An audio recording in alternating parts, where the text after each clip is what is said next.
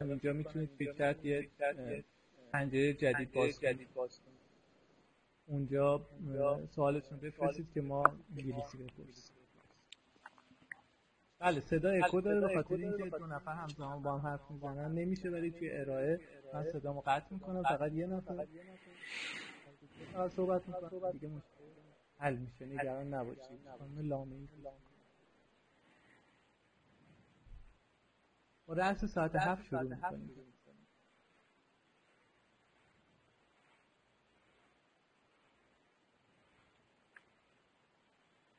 Tom, we can wait one minute. We'll start. Okay, sure. Whenever you think it's a good time to start. If you need to give a couple more minutes for people to arrive, that's okay with me. Yeah, but we have some introduction. And maybe Dr. Medvalchi wants to speak 1 or 2 minutes. Maybe they will arrive then. Okay.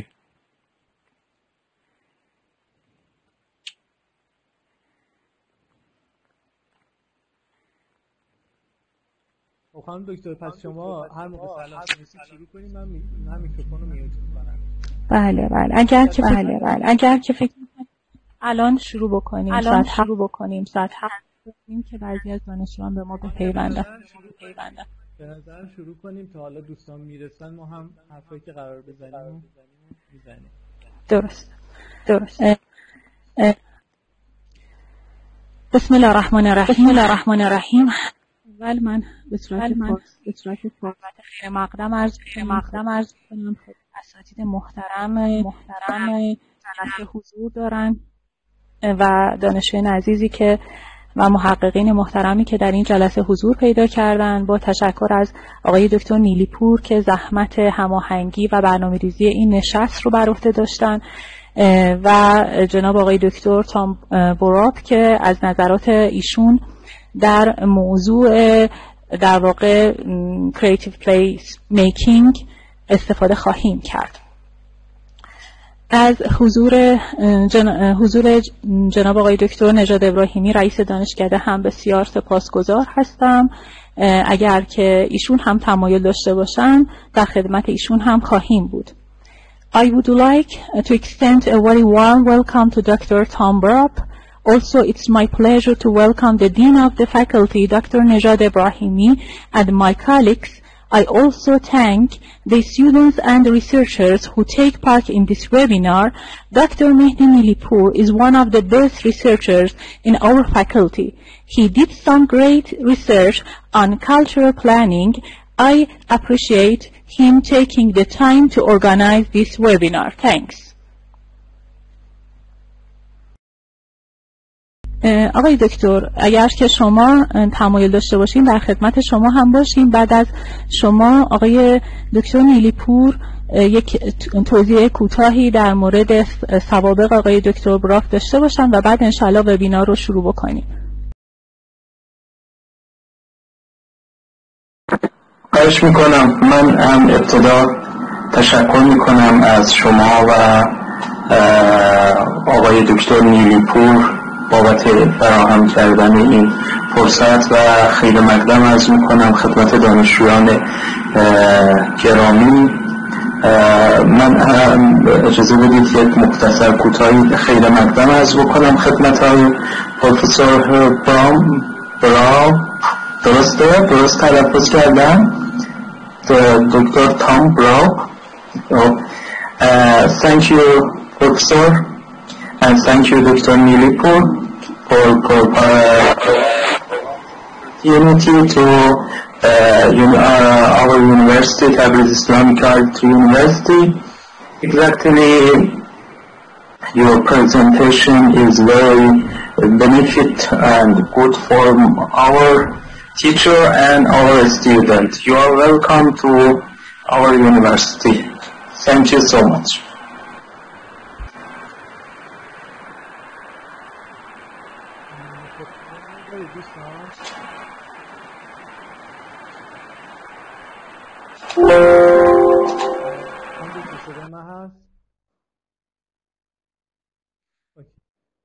بله هست.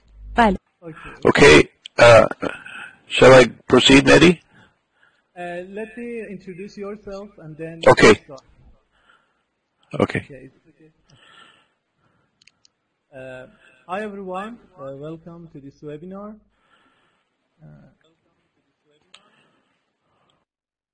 Welcome to this webinar. It's a great pleasure for me to introduce our speaker today, who is going to talk to us about what does it mean to make places, creative placemaking, and other misunderstandings.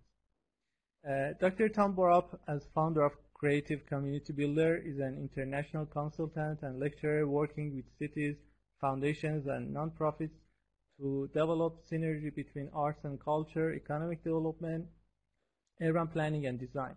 His latest book, The Power of Culture in City Planning, was published by Routledge in 2021, along with the Routledge Handbook of Placemaking. Tom is Senior Lecturer and Director of Graduate Studies for the University of Minnesota's Master of Professional Studies in Arts and Cultural Leadership. He is a visiting professor in cultural planning with the University of International Business and Economics in Beijing, China, and teaches for the Minneapolis College of Art and Design, as well as for the PhD program in Arts and Cultural Management at the University of Kentucky. Tom, I thank you for the bottom of thank you for taking the time from your busy schedule to be the guest speaker at our webinar. Thank you so much for sharing your time and experience with us. Would you be willing to start your speech?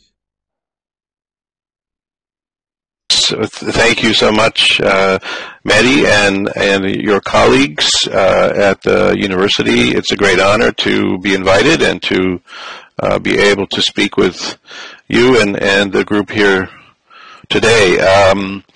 I hope my English is clear enough, and that my presentation is of value to your thinking and your work and your research and studies. So what I practice, and many people in our country have begun to practice over the last few years, is what we call a land acknowledgement. And because our country has been built on a history of violence and stolen land from the indigenous peoples, it's a practice recently to at least acknowledge that this is the case. And I'm speaking today from land that was taken from the Dakota people, and many Dakota people are my neighbors today, but unfortunately the land was taken from them, and many were killed and pushed away from this land so that the colonists could come and occupy this land. So that's my acknowledgement of this land. I think it's an important practice to always think about the history of the place and the land on which we sit. This idea of making places, and a good friend of mine who is a native Dakota woman, she said to me years ago, she said, whenever I hear this terminology of place making, I think of place taking. And that made a big impression on me, and I think that a lot of the work that is practiced in terms of place making, the last 10 years this has become a popular terminology and practice in the United States, and I think I've begun to see it and hear about it in other parts of the world too, the idea of place making. It's complicated. I hope to pull apart some of the layers of this idea and this practice in my talk today. And I'll be drawing from the recent book that Mehdi mentioned, The Power of Culture and City Planning. There's 4 chapters in particular that I will draw from and highlight. And I wish that I could include photos from your country, but I have not traveled there. This picture in particular is from Seoul, South Korea, and you'll see many of my pictures from traveling different parts of the world today, but maybe someday I will have pictures of your country in here too. So, as I said, there's many layers, and this idea of placemaking, we have to think about places. The word in English anyway, places, can have different meanings. They can be physical places, and that's usually what we think about. They can be social positions, the place of somebody in a society. They can be psychological places in our thinking. They can be economic places in hierarchy, and trying to see these different layers when we are in the practice of placemaking, I think is very important. The second thing that I'll talk about today is the personalities that places have, and where do they come from, and are they healthy personalities? Places, just like people, can have personalities. It's a very interesting phenomenon that I have noticed, and there are others who have also observed and written about this idea of personality of places, and I'll talk about that. And thirdly, and in conclusion, I want to mention and talk about the responsibility of people like ourselves, planners, designers, artists, placemakers, whatever discipline we come from, to contribute to placemaking, that we have a responsibility to see the different layers and to purposefully know what we're doing, because so many people are involved in placemaking, and they're doing things that they think are good things, but they're not conscious of the other layers, and they're actually harming people that they're not intending to harm. So this idea of creative placemaking, as I said, the last decade or so, it's become a buzzword, a frequent practice. There was, in the United States, there was a lot of money for placemaking, for grant money for different cities and communities.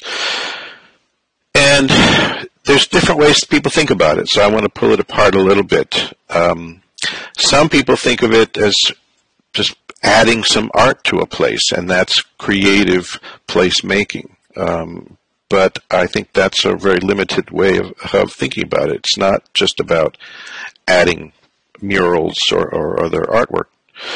Others think about activating public space. Festivals, parades, activities, they can be a lot of fun, and they can activate, and they're an important part oftentimes of this idea of placemaking, of creative placemaking, but also only one dimension. The idea of asserting identity or cultural identity in a place also is another layer, that in the physical environment, adding something that expresses who the people are in that place can be another layer, but it's only one of the layers. And so it's all of these, and it's more. And I hope I can't touch on all of the layers today, but I hope some of the important layers. Others think about, in a negative way, they think about this idea of creative placemaking as what some call art washing. And it's kind of, let's take a neighborhood, a place where people live, maybe people struggle, maybe it's a difficult community, and let's throw some art on the wall, and let's make this look beautiful or interesting or something. And it really can be a way to just cover up and wash away the actual problems and difficulties in that place. So it can be it can make contributions to the people of a place and many of their needs, but it can also cover up and wash away some of those. So I think it's a very intentional way of thinking that we want to make positive contributions to places. And also placemaking can be a community therapy, and when I talk later about the personality and the psychology of places, there's definitely a role for this work of creative placemaking as therapy for communities. And this picture here, this is actually just a few blocks away from where I live and where I'm sitting right now. Perhaps you've heard it was a very significant event in many places, and news traveled quite widely. There was the murder of a man named George Floyd 2 summers ago, actually just almost 2 years ago, by a police officer, and it was on video, and it was horrible. And it sparked protests in cities across the United States and in some other parts of the world for the brutality of the police, and it has made a big change. Now, this picture is a street where the community has taken over the street, and this it changes all the time. This picture is from a year or so ago, but it's a therapeutic process for the community to grieve, just like any kind of funeral in any culture. There's a grieving process, and it helps us to restore our sensibilities, hopefully. So art and creative placemaking work as community therapy when there's been trauma, and in many parts of the world, there's trauma all the time, and it seems to be quite common. So this kind of work, hopefully, is contributing positively to that. So as I said earlier, placemaking is also about relationships, people's position or place in an economic, in a racial, in a power or gender in situation. Where is your place? Where do you fit in the social order? That's part of placemaking, and the physical work of urban planning, urban design, and placemaking also has a big impact on the position of people in those places. Like I said, if we're not conscious of what we're doing, we may be negatively impacting people in ways that we're not intending to. And so this scholar who I cited here talks about how some of the layers that places are built physically, but they're also interpreted, narrated, perceived, felt, understood, and imagined in different ways, so that the meaning of the same place may be different for different people. There may be meaning of a place to one person that's very different. Actually, the photo on the bottom on the left side of the screen here is in Cuba, in Havana, Cuba, and it's one of the old forts from the Spanish, but it was used during the Cuban Revolution to contain some of the people who were on the losing side of the revolution. So it means a different thing to different people when they see this historic Spanish fort in a place in which there was a revolution. within some of our older people's lifetimes. It's still very raw today. One of our colleagues on this tour was the grandson of a Cuban who was powerful and wealthy, and his wealth was taken away. So when he was there, that place, and his uncle was held and killed in this fort. So the meaning to him was different than the meaning to me, for instance. So we all have different ways of interpreting and feeling about places. A wonderful quote that is really impactful for me, and I like to repeat it. Winston Churchill, who was a British Prime Minister during World War II and beyond, and he said, we shape our buildings, thereafter they shape us. So this idea of the physical environment in which we are living and working every day, the design of that space has a psychological impact that shapes who we are and how we relate to each other. And it's unless you're in that profession and you study it and understand it, you're not aware of that, the power of that place to impact your psychology and your relationships and your economics and other things as well. So part of the work that I find fascinating, and I hope many of you do as well, is in seeing these layers and just observing. And I like to take photos of when I see different contrasts or layers that are evident in time periods and other things that are evident in the built environment. A couple of pictures here. The one on the right is from Montreal, Canada, and the more you study that wall, the more layers of different times and types of construction that you can see.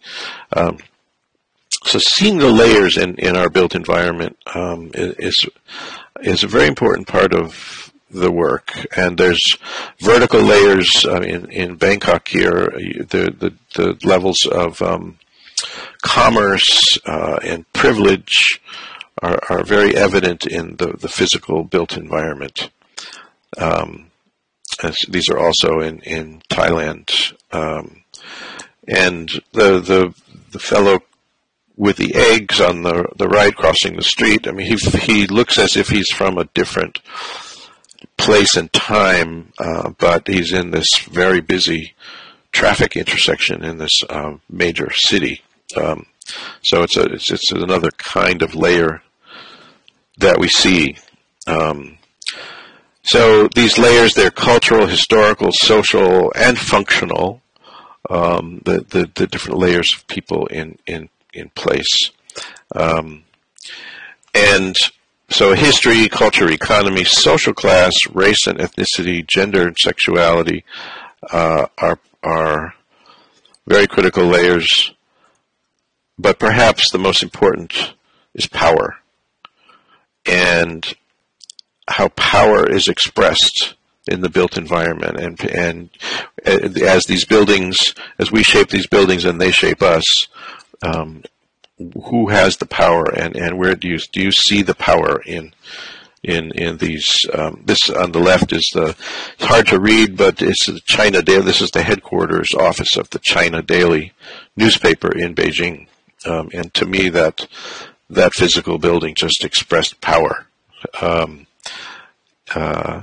And so we see different things, of course, in the built environment, but the relationships and the power dynamics are often fairly evident, and they really get baked in, what I call baked into the built environment. They're just these expressions of power are very much there, or lack of power. Of course, in the bottom is in Jamaica, just a woman in a shack who's selling rabbits and coal and whatever else to earn a living in relation to the other sort of power that you see.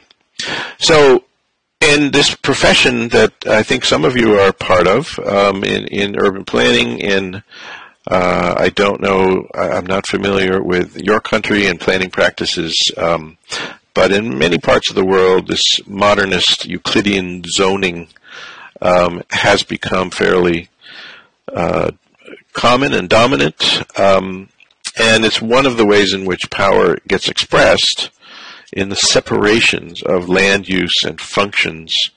And one of the things that it does, whether it intended to or not, is it disables walkability in different communities and cities, and that results in a certain kind of power shift.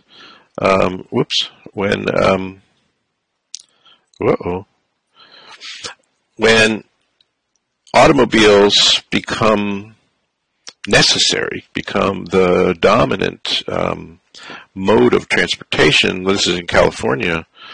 This is actually the one picture I did not take. And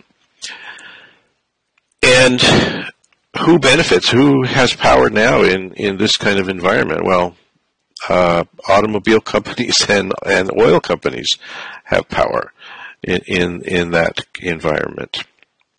And you see it all over the world, this reliance and dominance of the automobile, that we can't live with it and can't live without it, but as we know, it's something that's destroying the planet, or the livability of the planet. The planet will survive, but whether humanity survives or not is another question. So the kind of power baked into the built environment through some of these practices, some of which are intentional and some of which are not, are very important to consider thinking about ways we do this. And these pictures, I wish I had a earlier photo. I took these pictures in Seoul, South Korea. This was a large elevated freeway that went through the city. And I did this presentation in Korea also, so they were familiar with this place. But sometimes people have power, and there was a lot of political work and other work by people to say, let's remove this highway, this elevated big highway through the city, and turn it into a pedestrian, a walkable place with water and artwork, and it's a lovely space to. This was unfortunately in the cold season, but sometimes there's power that people can exert to take places back and to say we just don't need that highway, and they don't in that case. So just reflecting again, we shape our buildings, thereafter they shape us. What do some of these buildings do? And the question I always ask is, who is the we? We shape our buildings, thereafter they shape. So because not everybody is shaping these buildings. I didn't shape that building. I don't think, shaped that building. So who is the we? And one of the really important scholars in some of this thinking from the 1980s, Dolores Hayden, she was observing and writing about places for women, the social place of women, but also how that place is baked into the built environment in which women traditionally have been placed. And the observation, of course, is that most of the people doing the designing of these places are men, and the people who have to work in them and manage them are women. And I'm sure in your country and culture there's questions and thinking going on in terms of those kinds of social roles and dynamics. So Dolores Hayden wrote extensively about places for women and ways in which homes and neighborhoods and cities are designed to constrain women physically, socially, and economically. And at that time, even still, the vast majority of architects and a slim majority in the United States, at least, of urban planners are men. The urban planning profession in the United States has been fairly proud of the fact that they're almost at a parity between men and women in terms of the planning professional planners. Of course, the men are still in the senior positions and the bosses, but it has changed a lot since 1980. So this is another way of place. Places are designed, and the social and economic places of people gets made through that process. So the next topic from this other chapter, chapter 5, is about personalities of places, and I've touched on it a bit. So I've said places are more than physical.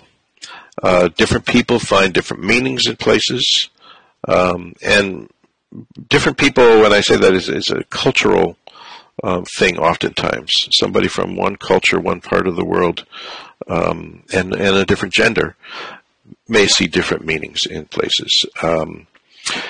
And the idea of love of place, this is addressed more in this chapter in terms of place attachment, the idea of place attachment.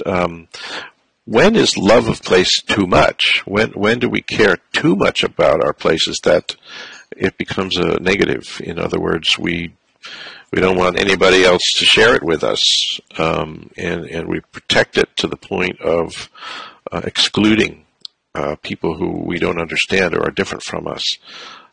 This is, of course, a global and historic challenge. But when we're making places that we want people to love, when might they love it too much? How do we make places that people feel comfortable sharing? And I'll talk some about that. And, of course, we know that places, and historically especially, but places shape people's identities. I'm an American. You're Iranian. I don't know all of you, of course. And so we have an identity that is associated with the place that we're from, maybe from a certain city or whatever. So what are some of the things that make people feel they belong in a place? And, of course, there are things that make people feel like they don't belong. And planners can have a big impact. Planners and architects, designers have a big impact on that. And we can help to build on place attachment, or we can dilute place attachment. And are we doing, whatever we're doing, are we doing it on purpose? So this idea of places have a personality, and if so, where do they get it from? Do they inherit it from their parents? Do they get this personality from? So we often think about people's personalities, but we don't often think about place personalities. And I have found in my work in many different communities, small, large, medium, in different parts of the world, that a place, you can get a sense from the people in place that there's a general sense of low self-esteem or high self-esteem. You know, in the United States, we often joke about people from New York City. Well, they have attitude about they're important, they're big, and other places feel like, oh, we're nothing, we're nobody, our place is not important. It's a very, when you tune into that sense of place, it's very, you can feel it. And you can hear people talking about it. So other people in some places have a sense of abandonment. They're left out. They're seeking a savior. They want someone to come and save them. They may be defeated, like, oh, we've tried everything and nothing works. We're no good. They may lack power and ability. And oftentimes I've come across a place where they want to be someone else. They want to be a different place. Can't we be like that city? We want to be like that city. We think that's a great city. So they're not in touch with who they are. And I think that's a problem, because every place is unique and special and should be seen that way. So on a more positive note, some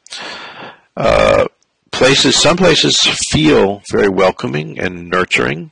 They want to take care of you, and some places have a sense of there's possibility here. I often find in towns or cities that have colleges, or universities where it's a big part of the community, there's more of a sense of possibility oftentimes, or they're curious, they want to learn. Independent, spirited, and empowered, they might say, hey, maybe there's one community I worked in, 3,500 people, and they just have quite high self-esteem, and they're very independent, and they feel they can not only change their community, but they can change the world.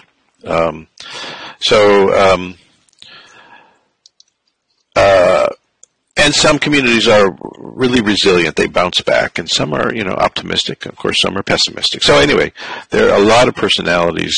This is not a well-researched typology, but it's just some of what I've experienced in my work. So I started thinking about this years ago when I was asked to speak on how we bring a sense of humanity into our built environment. And I was visiting a friend in New York who has 7 rooms in his apartment. He's a now retired theater director. And every room in his home is like a museum. But it's all a reflection of his personality, who he is, and his experience in his life. So I started thinking how we make our homes reflect our personality. Most of us, I assume. We want our homes to express who we are, what we care about, and what makes us comfortable, and usually what makes our visitors comfortable. So that's what we do inside our homes. And sometimes people on the outside of their homes, they make it reflect their personality on their doors, on their walls, windows, their front yards or gardens, their gate or fence or plantings. They want to reflect their personality outward into the community from the outside of their homes. This is a whole different kind of reflection of personality. It's an American in Florida, a gated community in which everything is very similar and the behavior is highly regulated. My sister lives here, and I don't like this kind of environment, but it's another way that places reflect people's personality. And some people make their cars reflect their personality. There are artists in this country and in other in some of the Caribbean countries, especially, painting their cars and trucks and buses and so on is like very important to as an expression of personality outwardly. So when we think about our cities, whose personality are they reflecting? What personality do they reflect? And do our cities express who we are, what we care about, and what makes us and our visitors comfortable? There are many examples that you're seeing here where that's not the case.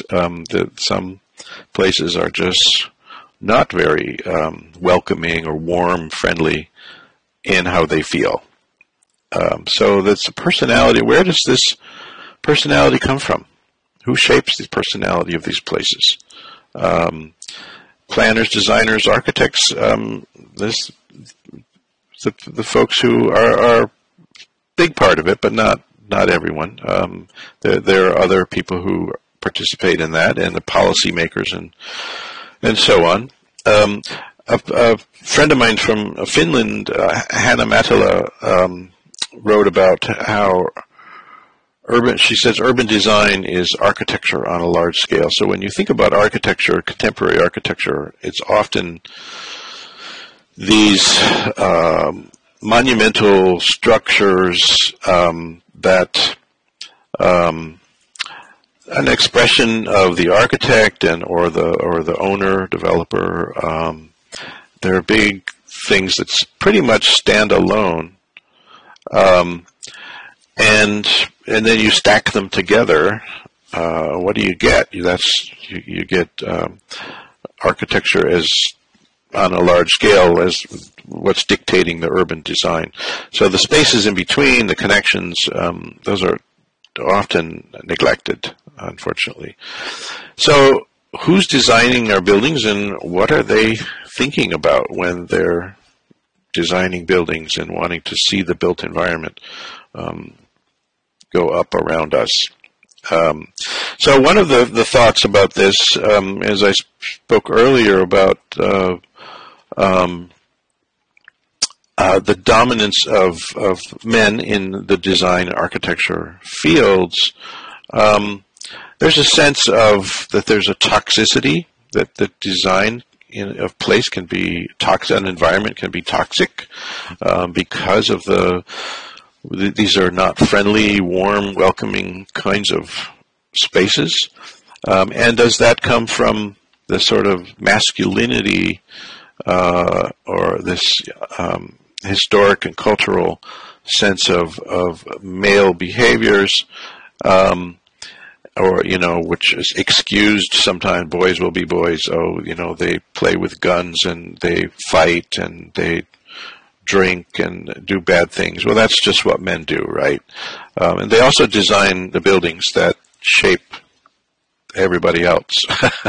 And so in the American Psychological Association just a few years ago researched and defined the idea of toxic masculinity, sort of male behavior that's harmful to other people, and has too long been considered acceptable. It's just a social norm that men fight and use guns and do many bad things.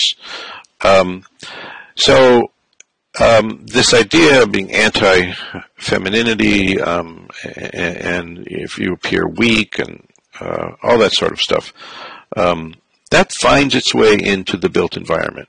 It gets baked in, it gets built into our buildings and our cities. Two scholars who happen to be white male have looked at this quite a lot and have a book. It's called Psychology in the City. It's 2017. Chris Murray and Charles Landry, and they have said the psychology of the architect or property developer can clearly impact on the people they design for, and using the principles of psychology to investigate the effects of design judgments, we can ask whether they in fact actually like people. That's kind of a harsh assessment. They say, well, the architect who designed this building, they must hate people. I'm sure there are places that are so unfriendly that you do have to wonder, why did somebody create that? And at the same time, they acknowledge, and just like Winston Churchill with we design our buildings thereafter, or we shape our buildings thereafter they shape us. Excuse me. It can be a two-way process. The city impacts upon our mind, our mental and emotional state. At the same time, our mental and emotional state impacts upon the city. So we have an active role in how we are in public, in creating that sense of personality of place. We may not have as much power in that as the urban designer or architect, but we all do have some place there. And so, again, I love observing different places and where cities have taken on personalities, and based on what people do in those buildings, in those neighborhoods, in those streets, people add their personality to places over time and make them so much more interesting, I think.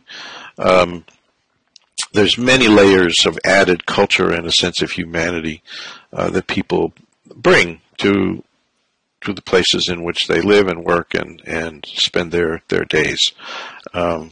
Cities can and should express who we are, what we care about, and what makes us and our visitors feel comfortable, in my estimation. So I should probably speed up a little bit in time. Mehdi can let me know. So the next, the third chapter I want to bring up is the idea of aesthetic justice. So we've talked about cities feeling like home, whose personalities are present in city design, and can toxic personalities design toxic environments. So the idea of aesthetic justice, which I'll describe, and who has the right to design the city. And I like to think also in my work of artists as craftsmen of participation, and that when we're building community, when we're building and working together to design places, we're building a stronger capacity to work together as communities. So those go hand in hand. So what are aesthetics?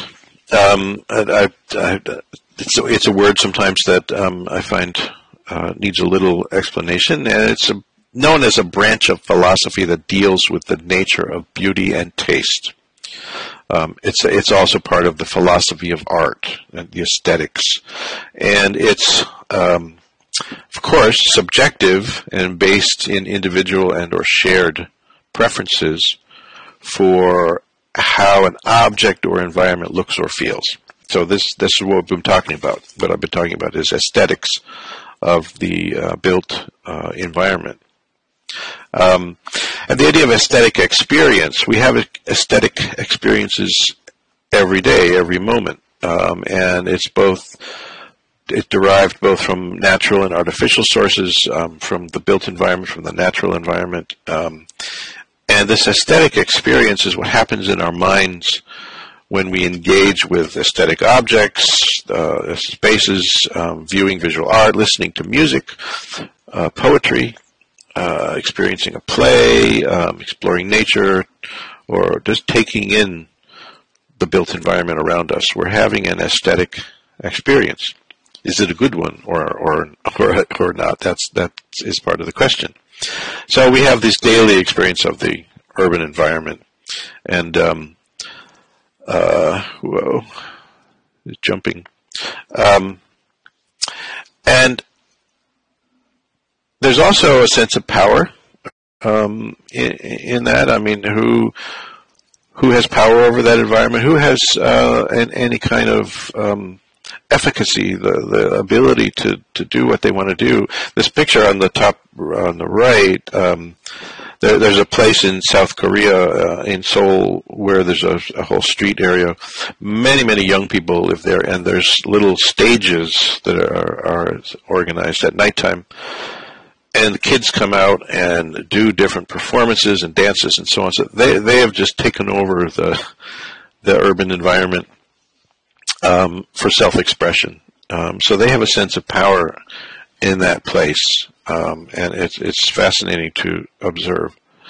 So this idea of aesthetic justice, I would define as the right to equitable aesthetic experiences, and in a cultural sense, this translates both to having access to pleasing aesthetics, things that would make us feel positive or good, and acknowledging that different people have different aesthetic tastes or a sense of what is pleasing. So what may be pleasing to me might not be to you, and vice versa. In the context of urban planning and design, aesthetic justice is having an aesthetic environment that is equitable, one that provides aesthetic experiences and accommodates people of different tastes. That's, more easily said than done, of course. How do you do that? How do you have a built environment in which people, in the United States, we have many communities. My neighborhood is one, in which there are many different kinds of people from different parts of the world who live together in the neighborhood. How do you have a built environment that makes everybody feel at home? So the process of placemaking can contribute to that, and I'll explain how. Can it bring aesthetic justice to cities? Can it contribute to aesthetic justice? And this question of who has the right to design cities is integral part of this this larger question. And what this from my friend Hannah Matula, she reviewed this and said, well, the modernists in the last century mostly said, what we can do to bring aesthetic justice is teach everybody the merits of the dominant cultural aesthetic, and that's sort of course, the Western modernist kind of aesthetic. And, well, that's not really going to work for everybody. And it's just not. It's a colonialist kind of practice. Like, well, we have to teach everybody the why the Western modernist way is the best way. And another response that she described is the equitable distribution of aesthetic quality. And this is in some of the socialist countries. This back in the 1950s, 60s, and before, this was the predominant philosophy of like, well, we give everybody the same.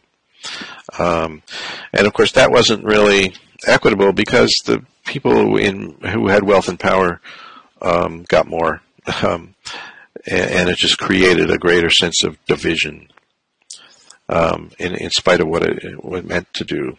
So, aesthetic justice, Hannah Matula concludes, will be best promoted by opening the aesthetic dimension of urban planning, among other dimensions, to public participation. So it's more of a process than a product, where you never achieve the sense of aesthetic justice, but you can work towards it. You can engage people in a process of planning and design in which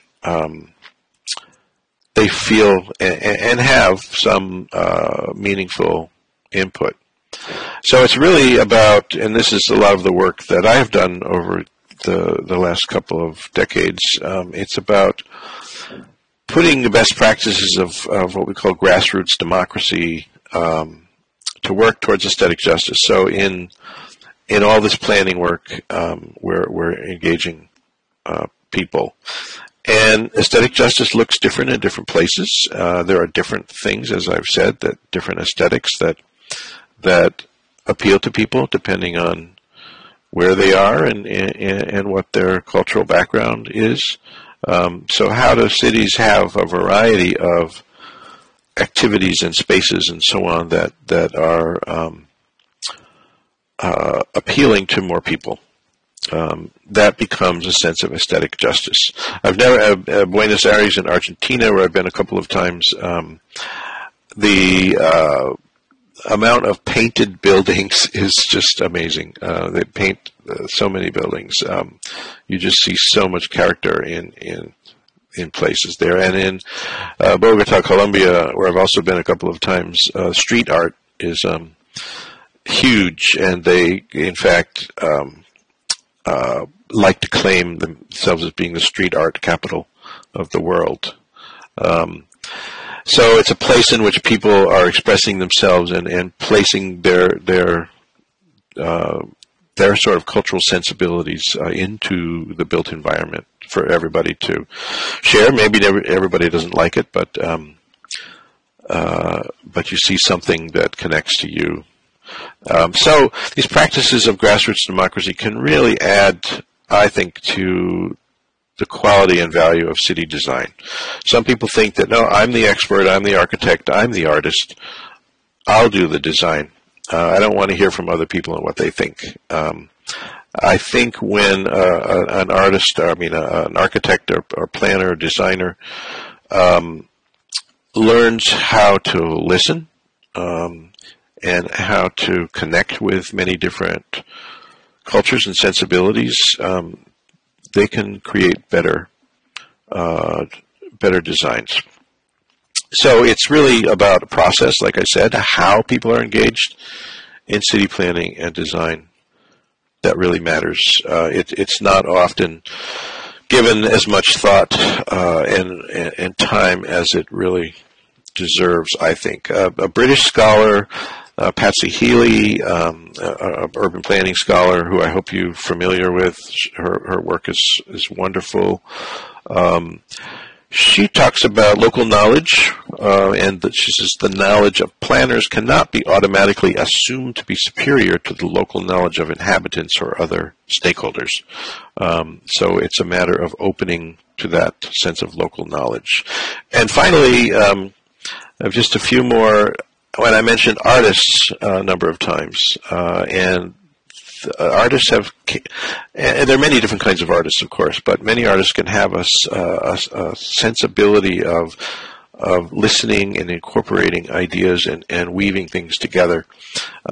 They bring imaginative power to every endeavor, and that's what an artist is, right? They're focusing their work and their efforts on imagination and creating things that have a sense of beauty and value and meaning. So creating artists are also good at creating safe spaces for experimenting and failing and trying things.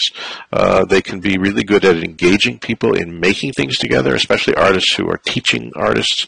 That's their practice. They're very good at that. They can weave stories, old and new, and think about what's possible. There are not too many artists who spend their time thinking about what's not possible. They're more about possibility than impossibility. And I find in this work that creative expressions are aggregatable data. People make a collage, they draw pictures, they tell stories.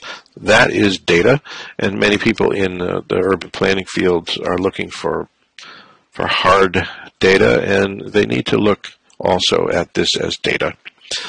So as I said, process is product, and ultimately making a process in which there is joy and fun is very important in how this work is done. So again, Patsy Healy, she says, strategy making in the planning field requires complex, imaginative, intellectual, and technical work involving a wide range of sources of understanding and imaginative power. So we need to, as planners, we need to draw on this kind of imaginative power in as many ways as we can. And I've involved artists in various creative planning techniques. You see here on the floor, there's the blue tape, which is the outlines of these neighborhoods that these people all work in as community workers and organizers and planners in their neighborhoods. And so getting them to figure out how to work best together and make connections between their communities, this artist really helped to do that in a way that they could feel in their bodies and then bring into their work. Collage making and other kinds of work with artists, just if we're going to do some urban planning, city planning, let's just open it up to just people's imagination and see what they come up with. And again, performance, young people performing different ideas around planning, I've found to be really meaningful and a great way to engage younger people in the process. Quilt making, it's kind of a tradition in some American circles and perhaps in some others.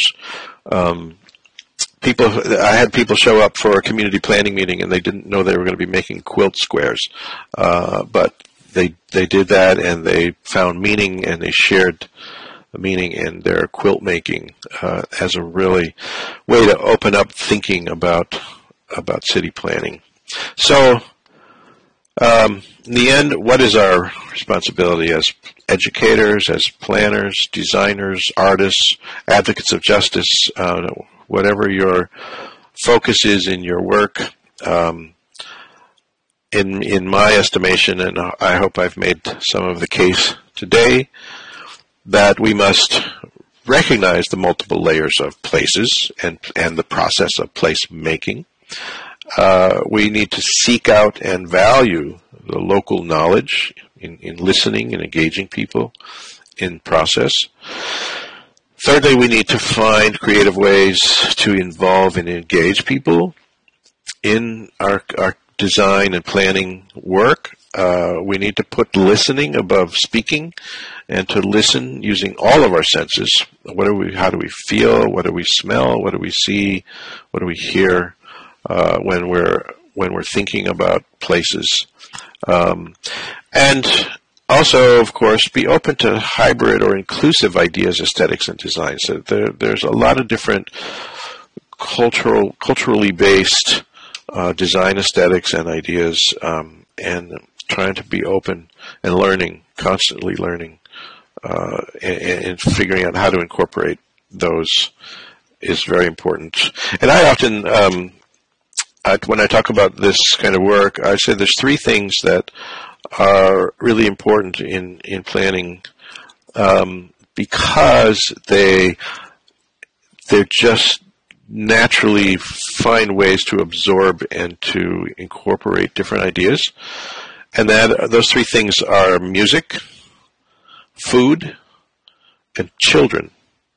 When you think about it, all of those things, food, music, and children, are just natural at absorbing and morphing and learning from, and then incorporating and creating something new and wonderful from just all the things around them. Finally, communicating professional ideas clearly. Hopefully, I've done that today. I don't know, but in your work as a planner, designer, architect, to do a lot of listening and to not be too connected, too invested in your ideas that they are the only and the best, but you want to share and listen. So honoring everyday lived experience and listening is really the bottom line. So hopefully today I've talked about the kinds of places we make, the layers, the personalities of places, and our responsibilities as planners, designers, artists, and place makers. And I've filled up just about an hour. I hope that's... So thank you. And Mehdi, if there is any time that I've left for question, please. Thank you so much. If you agree, we can have a break for 5 minutes and drink a glass of water, whatever you want. People can type questions. You can go back, answer the question. Okay. Okay. We are waiting for you 5 minutes. Okay. 5 minutes? Yeah, 5 minutes.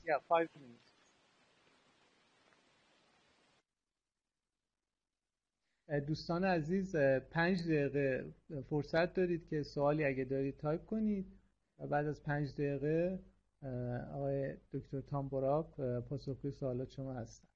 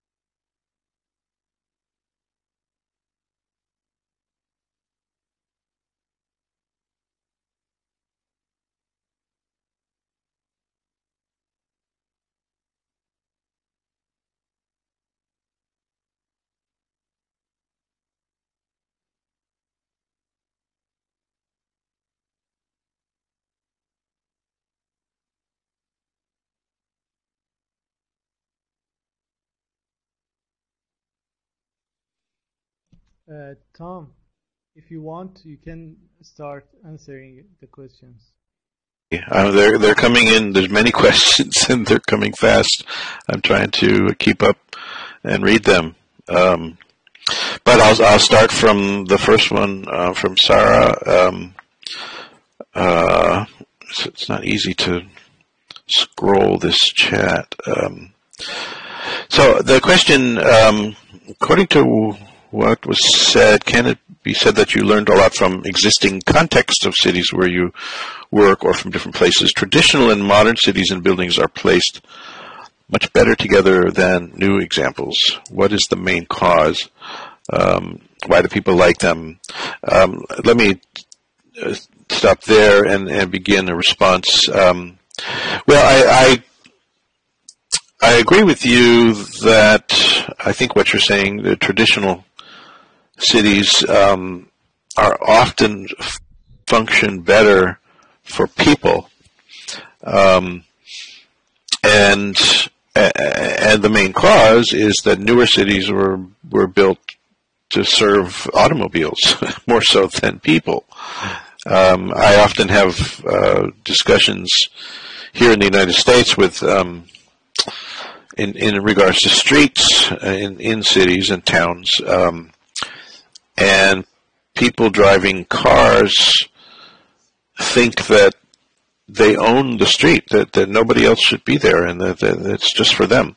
And then in the city, of course, there's people walking and on bicycles and so other modes of transportation, more and more, because there's a big effort for more bicycles and so on. But the cultural thinking about, no, this street is for cars, no, this street's for everybody. This is a multimodal transportation. So anyway, I think it's that urban planning and design shifted towards the automobile and away from people, so that walking and socializing in public space and so on is just not the way current cities are and modern cities are designed. But I love older traditional cities much more so myself. They're more compact. They're more walkable. They're used because the buildings are sharing space. I took a lot of pictures in Helsinki, Finland, and many other places, but in Glasgow, Scotland, where the buildings are. You can look at the layers of buildings over time and see buildings that are 300 years old or 100 or 50 or 20 all together. They have to communicate with each other. They have to figure out how to physically be built together. So that negotiation of different aesthetics over different time periods, as well, I'm sure, of different building methods and so on, that I'm not totally schooled on. That negotiation is really important, and I think that plays out into the human environment in which we have to negotiate with other people in that space. However, the more modern cities that were built for cars, there's no negotiation. It's about the power of the automobile and the hierarchy of power. So there's less negotiation. It's just dominance. I'm getting a little bit lost in this, but it's a fascinating question. I appreciate you asking. I hope I've touched on why I think that's happened. And you also, and the reason the existence of necessary specific qualities is recognizable patterns and complexity in the same order. I think the historical patterns, I mean, we're always building on top of them, or not usually. Not if you're in China, you're building a whole new city, clearing the ground to do it. But in most places, you have to add on to what's already there and try to navigate and change what's already there. So we do have to recognize existing patterns and try to move them towards a more aesthetically and I think as in terms of environmental sustainability, because the automobile world is just killing us in so many ways, not just the environmental cause, but the social division that it causes. So another question, Hessameddin, I appreciate. I mean, I apologize for not pronouncing correctly. The criteria that you mentioned for places can be used for assessing urban spaces. Is that right? Yes, mostly. The point I was making is that we have personalities as people. We put our personality into our home. Then sometimes we express that personality on the outside of our home, and sometimes that personality extends into our neighborhood or gives personality to our entire city. So I am kind of thinking about individual behaviors and the cultural makeup of the person, the individual, and how that gets expressed outwardly. Sometimes, though, I have to say, in systems thinking, things that work at a small scale don't always work at a big scale. So they do change, and you have to adapt strategies sometimes. But in general, yes, I think the criteria that I mentioned does extend out to larger urban spaces. I hope that I was interpreting your question correctly. And Zara says, come to think of it, we actually can't remove the personality of a place. But do you think designers can actually decide on that personality? What about the people who will change the place to fit their needs? Great, I love that. Great question. True, we cannot remove the personality of a place. And many people try to. And I think it's disastrous to try to do that. I don't know about your country, but in the United States, because one dimension of this is the racial division in the United States mostly between the black and white, and the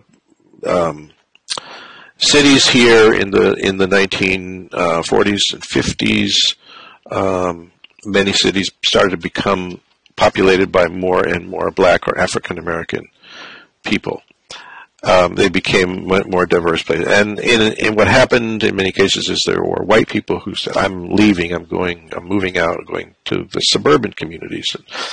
And that's a whole other story, but it was really something that was purposefully literally fueled by the automobile and oil companies to let's build these sprawling suburbs and let's let racial divisions grow so that people want to be further away from each other, and therefore they need their cars to drive from one place to another all the time. So there is and it didn't all happen by one grand plan, no, but there were people who had certain vested interests to let that happen and make that happen. So where I'm getting at with that is that they then tried to erase the personality of the cities. They said, well, it was called in the 1960s, 70s, even into the 80s in the United States, it was a government program called urban renewal. And many people decided, no, it's really urban removal, not urban renewal. But what its main emphasis was removing buildings and removing people. So it was a war against black people in the another war against black people in the United States, but it was an effort to erase. Actually, and this goes back to the indigenous people, where I started the talk about the indigenous people in the U.S. have been, there's been an effort to erase them, take them out of the history books, take the land away, remove the evidence that they were here and still are here. So there's a lot of erasure that people try to do in urban planning and urban spaces. It just very recently, I mentioned the murder of George Floyd, there were uprisings here in my city. I could show you pictures looking out my window of the neighborhood burning. It was very much like a war here in this part of the city, and soldiers up and down the street. And there was a lot of trauma because of the police brutality and that murder of that black man, and many others, many others. So it was something building. And some of the areas of the city that were burned, or many, some people came back, developers, real estate owners, and so they came back and they wanted to quickly, let's just cover that up. Let's pretend that didn't happen. Let's just build this thing again and let's just go back to normal. So there's quite a phenomenon in urban planning and design to erase and to ignore the history of place and the trauma that people experience on place, and it needs to be recognized. It needs to be removing that personality of a place is just not a good idea, because people do remember, and it's built into. We have the social trauma built into our relationships and our own psyche. And a designer, I think designers do have a very important role in deciding that personality. And I think a lot of designers are not thinking about that personality. What is the personality of that place, and how can I help to reinforce it, or, want to make it more healthy? Maybe it's an unhealthy personality. And so I know it's asking a lot of architects and planners to be psychologists, but I think there's a certain degree of psychological training and understanding that needs to be built into our planning and design professions, because we're dealing with how people feel and how they're going to feel and relate to those physical spaces for a long time. And yes, people will change places over time. I showed you a bunch of pictures of places that I think where people really express themselves. And you have to, because people, you can build a city, a neighborhood, a block, or whatever, and 20, 30, 40, 100 years later, there'll be different people there. And they may be very different. They may be immigrants from another part of the world who come and land there, and their cultural sensibilities are really different than the people who built it. How can it then be adapted? And there's some places, like the neighborhood, the gated community I showed you where my sister lives. They have very strict rules about you can't change anything. You can't use certain colors. You can't put things on your front yard. So there are many rules that extend into different zoning and regulatory environments in which it is, if you wanted to put plants out on the sidewalk, it might not be allowed. So how do we allow places to evolve and take on personality of people as those people change? Let them paint. There used to be, in my city here, there used to be rules about having murals or paintings on the wall. I was involved in some doing so. I invited many graffiti artists to paint on the art center where I was the director, and people wanted to challenge and make me stop that. It's changed a lot in the last 25 years here, my city, but sometimes there are prohibitions of putting paintings on the building. How do we how do we allow our buildings and our neighborhoods to evolve aesthetically? It's a challenge, but I think it's one of the things we have to work on. And let's see, another question, Hossein. Are we, as a new generation of humanity, must be protection and follow our ancestors' construction or left them because of maybe they cannot estimating our needs? I think I've been talking a little bit about that already, but that's also a great question. Every new generation has different influences. I mean, there are people who want a culture to be static and never change. But even the cultures always change. It's sometimes slower, sometimes faster. But we want to honor, I think, we want to honor our ancestors. We also want to evaluate some elements of what our ancestors have built for us that maybe we don't think is healthy, and we want to add our own piece to it in a way that we think makes it more healthy. Or you're very right about they may not have been able to estimate our needs. Yeah, I mean, people 1,000 years ago, people even 100 years ago could not estimate what our world will be like now.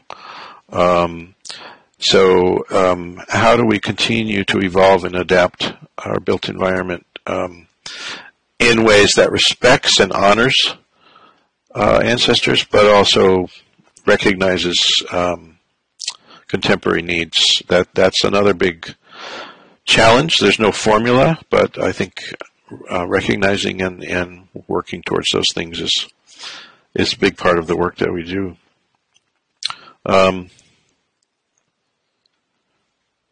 And Behnoud, what do you think about regaining and rebuilding the spaces which has been lost due to incongruous constructions? Is there any way to make identity for them? I'm not sure what you mean by incongruous constructions. Things that just don't fit, don't work. I've seen a lot of those, a lot of incongruous constructions. Yeah, that's, I mean, similar to what I was just saying about the evolution over time of our built environment. Sometimes, we do have to start over. We have opportunity in my neighborhood, my city here, with many, many buildings destroyed in the uprisings from the police murder.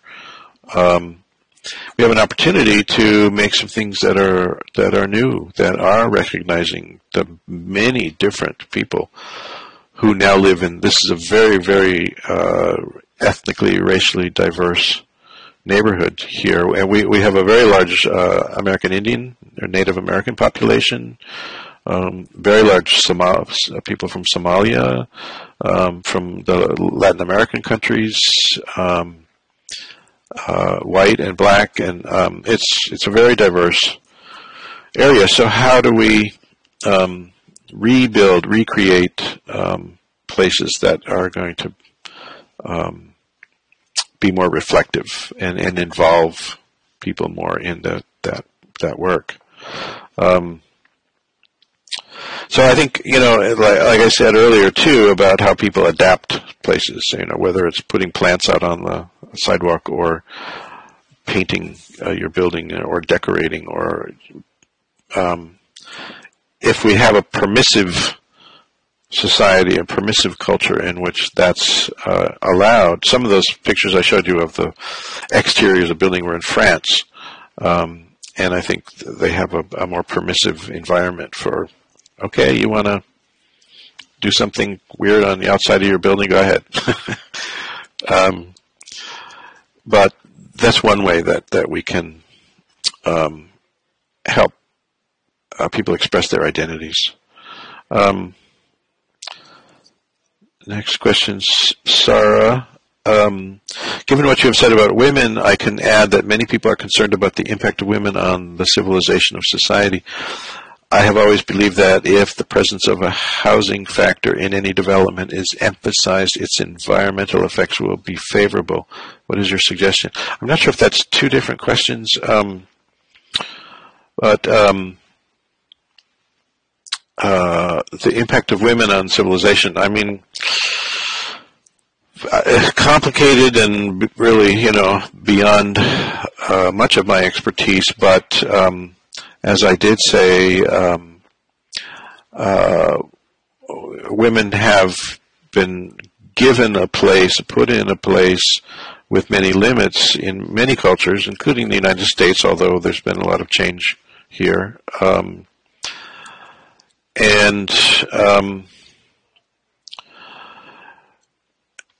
There's a big issue presently with women's control over their body, with the Supreme Court case and so on, with many people saying, they want to go back to the 1700s when women were the property of men,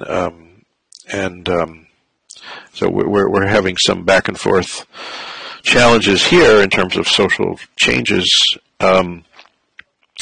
but there's been some really interesting studies about how women use space differently than men and relate to it differently and have different ideas and aesthetic interests. And so I think it's really important for places to be designed, redesigned in ways that are more accommodating for women. And of course, with more women designers, planners, hopefully that's going to happen, of course. Still, women enter a profession that has many expectations and constraints, so it's not easy just to change the way things are done. And I think if your second part of your question is related to housing factor, having people living and working and having children and families and those kinds of activities. I'm a big fan of mixed-use communities and spaces and buildings where there are people living and working and learning and shopping and recreating all in the same area complex. I think there's great value in that because it brings a greater sense of humanity as opposed to this is all these skyscrapers and big buildings, or this is where business happens and where, men go to work in the glass towers. And then over here this is where people go shopping in giant shopping malls. And then over there is where people live and they, can't walk to the other places. So I think if I'm interpreting what you're saying, the housing factor in a development it creates favorable conditions, I think, there. And Maddie, let me know if we have our time has run out. This question, how can we plan urban parks considering different layers? What are the most important layers that are needed to be considered? Well, I'm not a park. I have some friends who are park planners, but parks of course are very important to be well distributed throughout urban areas so that people can walk to them and always have some connection to a green space and a social space. So I guess, I think some of the layers that parks need to have are different kinds of places for different activities. Whether it's organized sports, whether it's sitting alone and looking at the water or the trees, or whether it's having social activities or exercise. There's some really amazing parks in the world. One of my favorite is Lumpini Park in Bangkok, Thailand. Big park. It's almost like the New York Central Park. Not quite as big, but there's water, that you can have little boats. There's buildings for elderly people, activities, and for tennis, and for swimming, and for, I mean, there's just, and so much exercise equipment outside, little spaces for picnics. I've been there on Sunday morning when there's big Tai Chi classes going on, and then there's little structures where people are having picnics or playing games. I mean the parks can be just amazing spaces, and if you just have a flat green space, that's like, you know, it's something, but it's sad. So these layers and thinking about the different kinds of things people do in parks. And I think Mehdi did his research work on parks, so you might ask him that question too.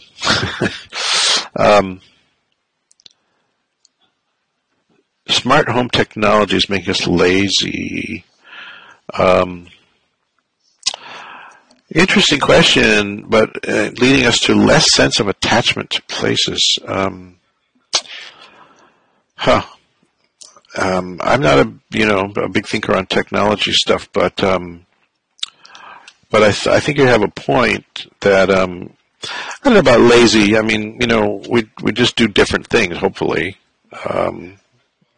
because other technology takes care of certain things, and we have time to do other things. I think that's the theory. But the deeper psychological part of your question about attachment, I think is a good one. We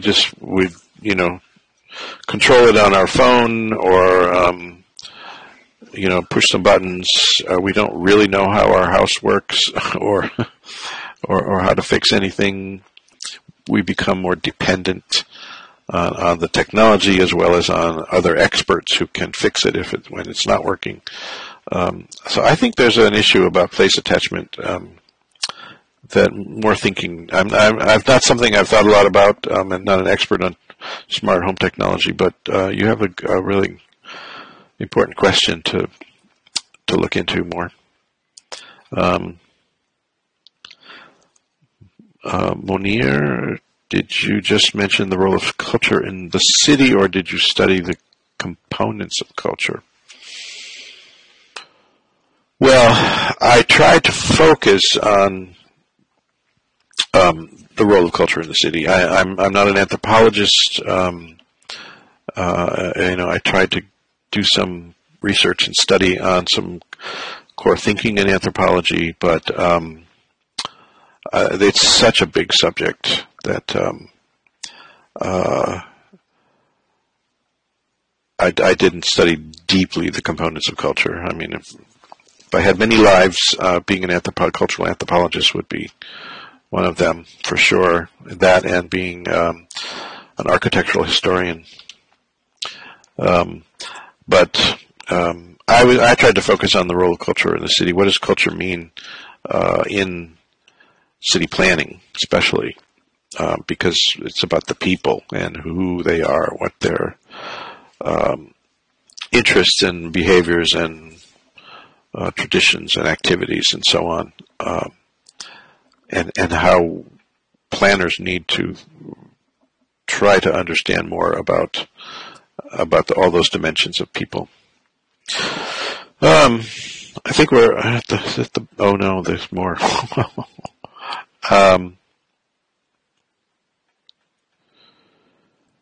Zara, what can we do when what people need is not the same as what government grants? How can we decide the priority? Well, I'm not sure. I think you're thinking about something specific that I'm not sure about there. But clearly, there are many cases in which the things people need are not what our governments are addressing. But as planners and designers, your question then, how can we decide the priority? Yeah, good question. Because we like to believe our governments are doing their homework and having the correct policies, but sometimes we don't agree, and it's a case-by-case thing, I think, in which we have to decide do we go along with the government policy and take the money and other things that they're giving us to work with, or do we go a different direction? I've spent most of my life going a different direction. I guess if you ask me, I'd say you have to go with your beliefs and instincts, what you think is the correct path or priority, and whether it fits with official policy or not. Of course, be careful. You don't know if there's implications of going your own direction or not. Oh my God, how many more can we do? I think we've gone an hour and a half, right? You have any guidance, Mehdi?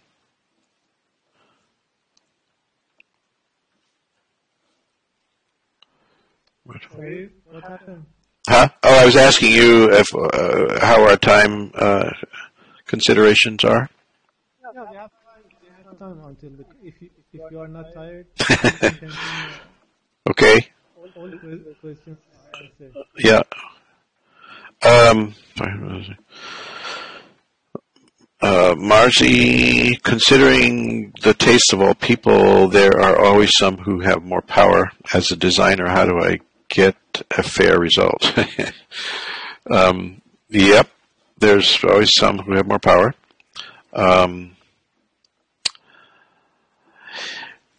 These are the challenges that we all face in this work. I don't know that there's there's not a simple answer, but you're asking a good question. That there are many different kinds of tastes. So in terms of aesthetic, if you want to work towards aesthetic justice, so that everybody has an equitable aesthetic experience and has sort of a fair place in the power structure and wealth structure and so on. So as a designer, how do I get a fair result? I think, sometimes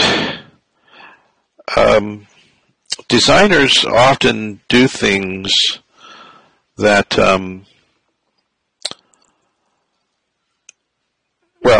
sometimes they do things that they don't know they're doing.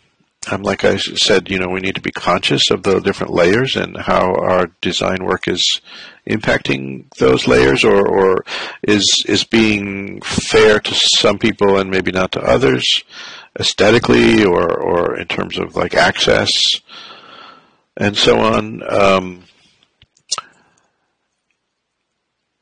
You just want to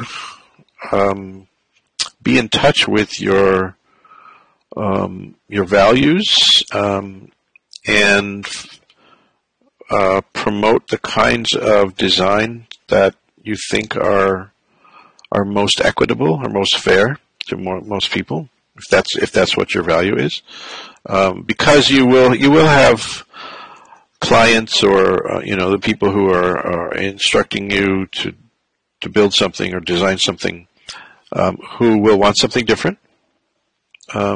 Maybe they don't care about any kind of aesthetic justice or equitable access.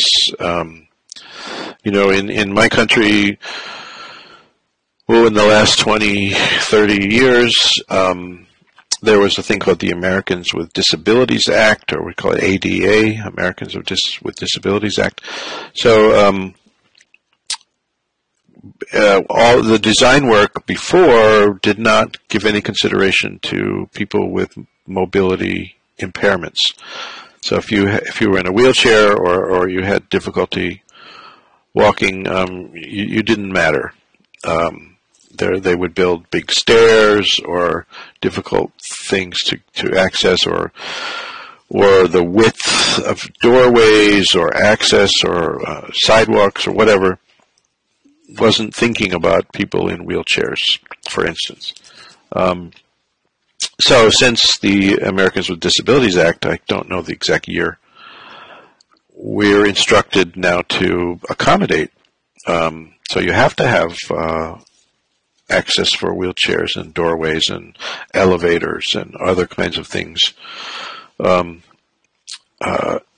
So that's one way in which that more fair result in relation to access has come into play here. And it was a political process in which people with disabilities organized and made their case and got law changed.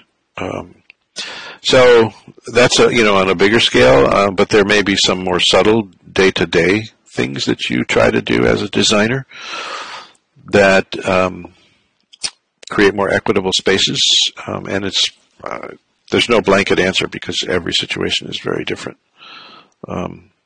But I would say just keep trying and argue with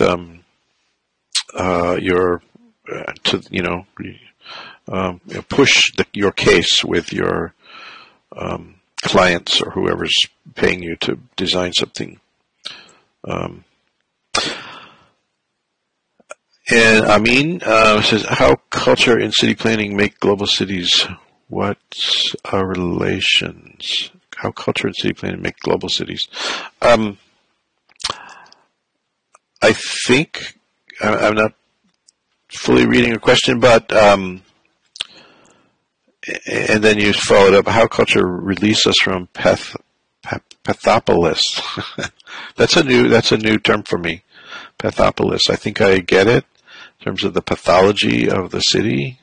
And I mean, culture can release us or it can entrap us. I mean, culture goes either way, or it goes a lot of ways. But what I've found and what I've been describing, because this is where I live, is a global city in which there are people from many cultures, many parts of the world who share space. And I could tell you further. The building I am in, where I live, is a very large. It's 1.3 million square feet. I don't know what that is in meters, but very large, old building. Old, and well, it's not that old by your standards. Probably It's 1927. But it was a giant warehouse and retail store for a company called Sears, and it was converted into a multi-use space. So there's people who live here, people who work here. There's shopping. There's some services. Big multi-use space in a very diverse neighborhood. So on the first floor is what we call the global market, and it's 70,000 square feet. I don't know what that is in meters. Retail space for many businesses. There's from people from 16 or 17 different countries who have restaurants and shops and businesses in the global market. So every day I go down to the market. The people who live here and work in the market from at least 17 different countries in the world, are sharing food and space and shopping with each other every day. So it's a very global space, and I think the kinds of design choices that are made sometimes help to foster greater connection and sometimes don't. Again, I can't describe the specific design choices, but we know that we make them all the time. But I think these kinds of global cities, if that's what you mean by global cities, are very important in our future and very challenging, of course, to have equitable relationships in these spaces. And I think Pathopolis, I'm going to have to do some work on, that's a great word, Pathopolis. Pathopolis, there's another L. Anyway, another question. You spoke about the layers and their importance. I can't read the text. You spoke about the layers and their importance. I believe too, and I'd like to know how we should manage different values from diversity cultures to make in one public space. I mean that I'd like to know how tips to advise and that driven from you real and professional experience. Well, these are great and challenging questions and not easy to describe or answer.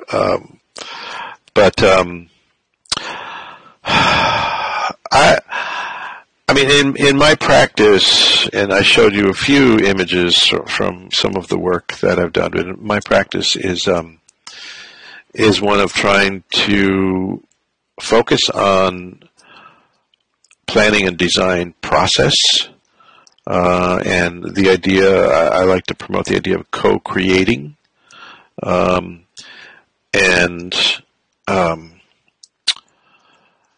that means getting people to contribute and work together to come up with solutions. So as a planner, what most planners do in terms of participating and engaging people in the community that they're planning in is to come up with they have a problem, they need to do something, change something, or build something, and they take it to the process of design options. So maybe they'll come up with 1, 2, 3, maybe more options, and then bring that to the public and say, what do you think about these options? Give me your feedback. I think that's too late. They've gone too far. So what I try to do is have them bring the problem to people, and have, of course, in my work, have artists who are involved to get people engaged in creative activities to solve the problem. And so have people come up with the options. And maybe you have 10 options, maybe you have 20 options that come out of that, and then take those options and start to come up with a smaller number of options, and then come back and engage people again. It takes more time, but in the end, there are less problems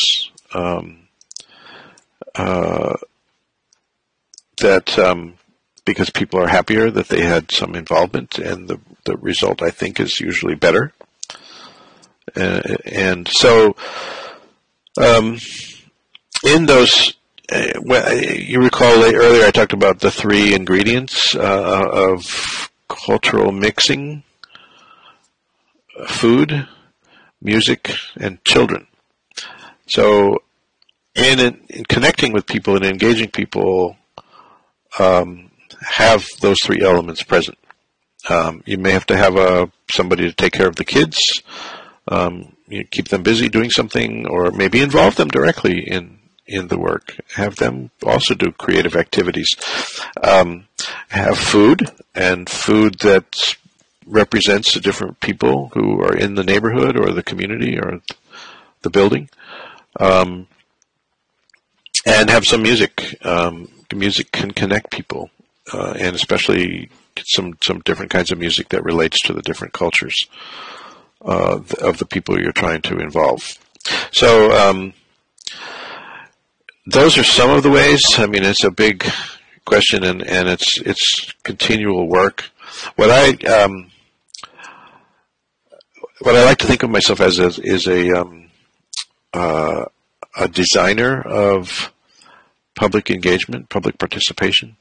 So what I like doing is figuring out the right process for that place and that time and that problem that needs to be solved. So unfortunately, what happens in most places is there's one process that fits all. You know, this is the way we do our public process here, and we just do it the same way all the time for every problem.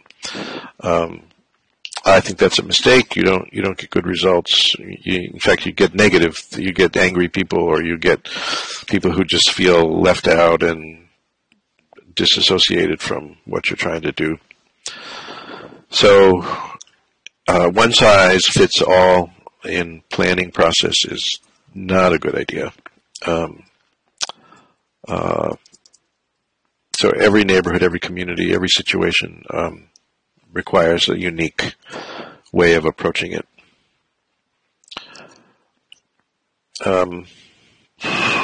One more. How about one more?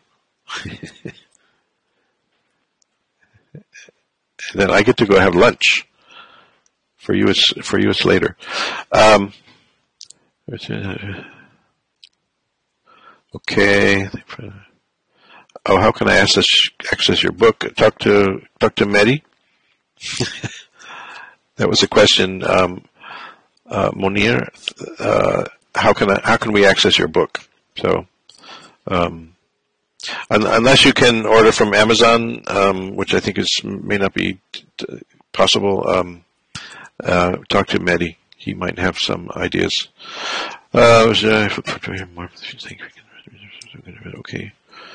Okay, maybe that's all the questions. These are thank you. Whew. So thank you all.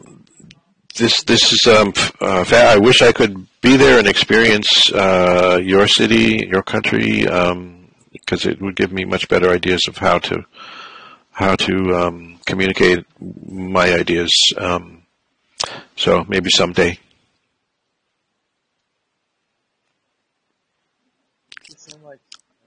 Thank you so much, Tom.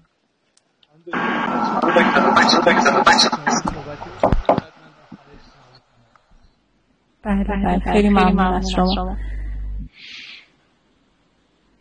من تشکر میکنم از حضورت. فقط من انعکاس صدای خودم رو دارم.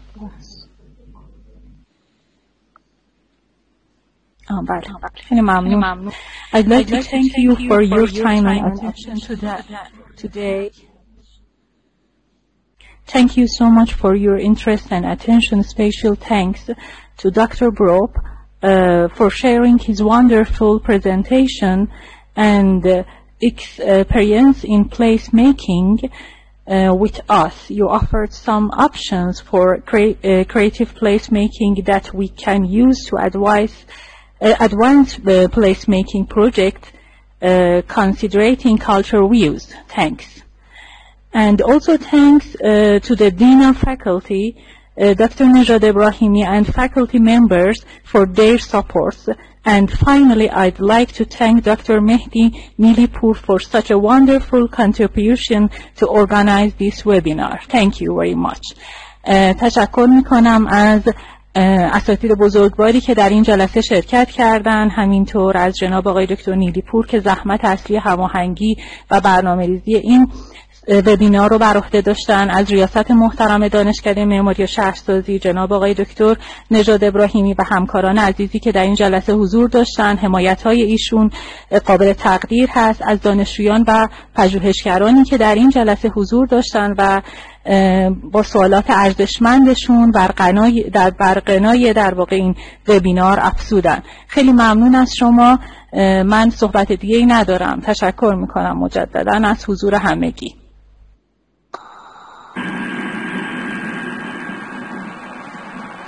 Thank you, Tom.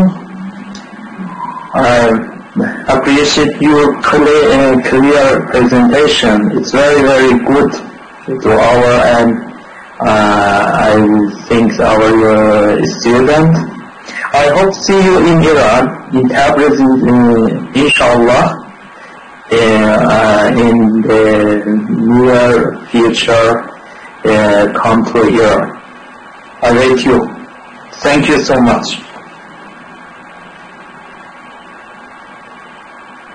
For inviting me, and thank you for hosting this. My pleasure and honor to be speaking with you in your country. Thank you. Thank you so much. تشکر میکنم آقای دکتر نیلی از خانم دکتر متکالچی. واقعیت خیلی زحمت کشیدید. سپاسگزارم از شما. میدونم که هماهنگی این جور برنامه ها هم زمانبر هست، هم وقت زیادی میگیره، هم یه خورده خب برخی ناملایمتی هستش که خب الحمدلله هم شما هم خانم دکتر متکالچی در این زمینه پر انرژی هستید و همطور از اساتید گرامی که حضور داشتم و همطور دانشجویان محترم که خیلی سوالات عمیقی رو پرسیدم و دکتر تامم که به خوبی به همشون پاسخ داد. Dr. Tam have a very, very strong energy today.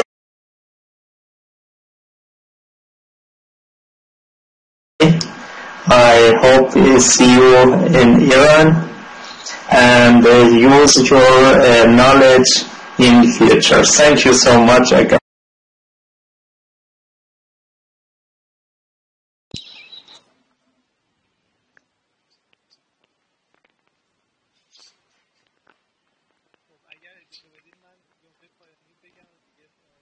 خب اگر اجازه بدین من جمله پایانی رو بگم و دیگه تمومش کنیم. Tom, thank you for your entertaining presentation on creative placemaking. We are grateful for the time and effort you took to share your thoughts and experience. Your comments were especially helpful to those doing research in creative placemaking. Our webinar was a huge success. All thanks to your enlightening words that inspired so many people. And finally, thank you all for your patience. I wish you all a very good evening. Thank you.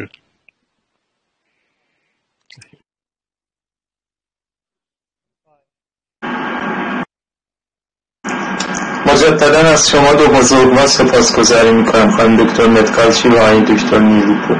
شب خوبی رو داشته باشید. ممنون، متشکرم. از دانشجویانم تشکر میکنم. خداحافظ.